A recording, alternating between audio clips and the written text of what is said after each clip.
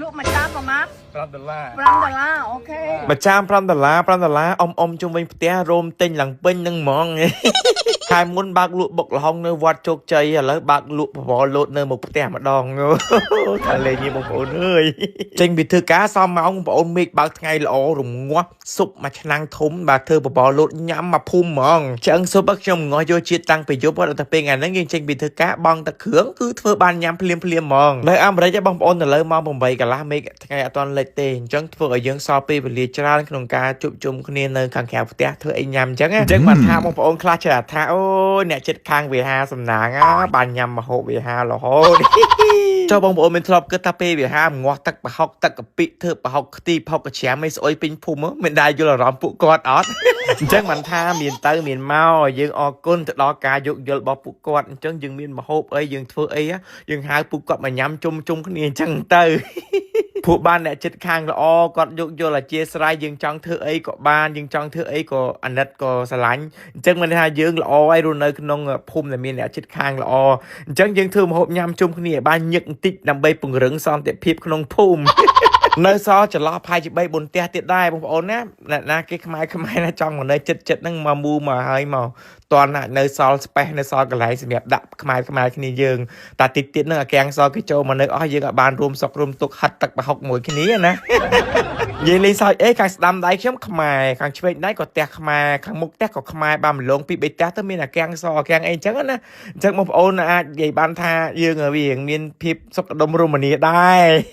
បកមកបបរលោតយើងវិញណាបើសិនជាអត់មានចាក់ខ្វៃដូចខ្វះអ្វីមួយយ៉ាងដែលឆ្ងាញ់ហើយសំខាន់អញ្ចឹងបានអ៊ំប្រុសជាប់ផ្ទះគាត់ជំនាញខាងធ្វើនំចាក់ខ្វៃនំអីនឹងឯងគាត់ថាថ្ងៃហ្នឹងគាត់លាយម្សៅដូចអត់ចង់ត្រូវផងណាគាត់ថាអូមិនថតទេចាក់ខ្វៃគាត់អត់សូវឡើងផងគាត់លាយម្សៅឌីស្ទើអីក៏មិនដឹងថាអីអ៊ំអើយប៉ុណ្ណឹងយកទៅលក់ឲ្យលោកហូបប៉ុណ្ណាទៀតនេះញ៉ាំជាមួយនឹងបបរលោតនឹងជាតិបាត់ហើយដាក់ជីថែមសៀងថែមខ្ទឹមបំពងម្ទេសឆាវេហាយទៅលើអញ្ចឹងច្បាយគោឆ្មាថែមមួយចំណិតទៀតកោឲ្យសប់និយាយពីថាបងប្អូននោះហត់បាច់ញើសគ្រូលៀនភ្នែកប្រពន្ធពងមន់ហើយចាខ្វាយអ៊ំខ្វោកដាក់ចូលក្នុងទឹកស៊ុបយើងកោឲ្យសប់និយាយពីថាបងប្អូនអើយឆ្ងាញ់សាហាវហ្មងជាតិស្លាប់កប់សេរីស្លាប់តើងហ្មងចេញពីធ្វើការឲ្យហត់អស់កម្លាំងអីហត់តាមអាចារ្យគ្រូញ៉ាំជាមួយចាខ្វាយជាលក់ផ្ទាប់អញ្ចឹងទៅនិយាយពីថាជាតិហ្មងជាចុងក្រោយចង់និយាយថាចេះឆ្ងាញ់អត់បងប្អូន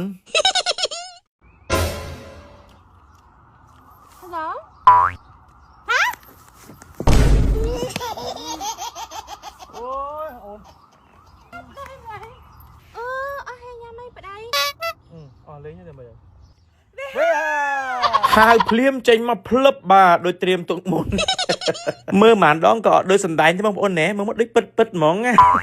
ខ្ញុំជៀនត្រីកំងចំហុយនេះបងប្អូនយកទៅបុកទឹកគ្រឿងគោកឆ្ងាញ់លេខ1ហ្មងឆ្ងាញ់ខ្លាំងធម្មតាបងប្អូនធ្លាប់តែបុកទឹកគ្រឿងជាមួយត្រីយើងអីស្ងោរត្រីចៀនអីធម្មតាទៅប៉ុន្តែសាកយកត្រីកំងចំហុយយកមកបុកក៏ឆ្ងាញ់ដែរអែមហ្មងហើយអត់មានថែមគ្រឿងក្រៅអីច្រើនទេព្រោះវាមានជាតិស្រាប់លីងត្រប់ពុតញងខ្ទឹមសខ្ទឹមក្រហមម្ទេសឲ្យឆ្អិនចឹងទៅយើងបុកវាឲ្យម៉ត់ប្រហែលជា 50% បើសាច់ត្រីចៀនមកយើងមុននឹងបុកចូលគ្នាឲ្យម៉ត់ 100% តែម្ដងទៅបងប្អូនណាត្រីកំងចំហុយហ្នឹងនៅក្នុងទូកកខ្ញុំដឹងពីការទេបើកទូទឹកឃើញនៅឃើញនេះបុកទឹកគ្រឿងញ៉ាំមើលឆ្ងាញ់ផកគេនេះកុំភ្លេចថែមប្រហុកអាំងប្រហែលជាចិត្តមួយវែកទេបងប្អូនណាខ្ញុំបាទរៀងដាក់ប្រហុកចាស់ទីគេពួកអីហូបរៀងដិតពួកខ្ញុំមកមើលតែយើងបុកវាម៉ត់ហើយយើងបន្ថែមជាមួយស្ករស2ស្ព្រាម្សៅស៊ុបមួយចិបនិងទឹកក្រូចឆ្មាប្រហែលជា6ផ្លែ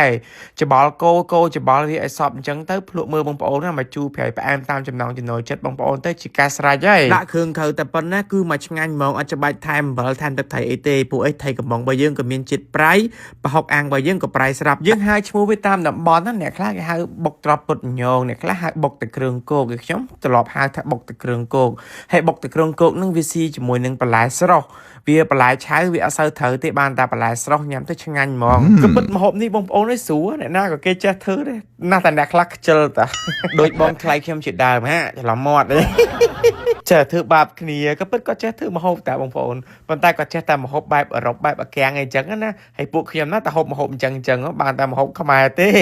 សួរចិញ្ចឹមណាបងប្អូនអូយទាំងប្តីទាំងប្រពន្ធម្ហូបអីក៏មិនដែលថាណូដែរអត់តែ ហូបស្នាដៃវាហាមិនថាប្រហុកស្អុយកะปิស្អុយប៉ុណ្ណាទេដាក់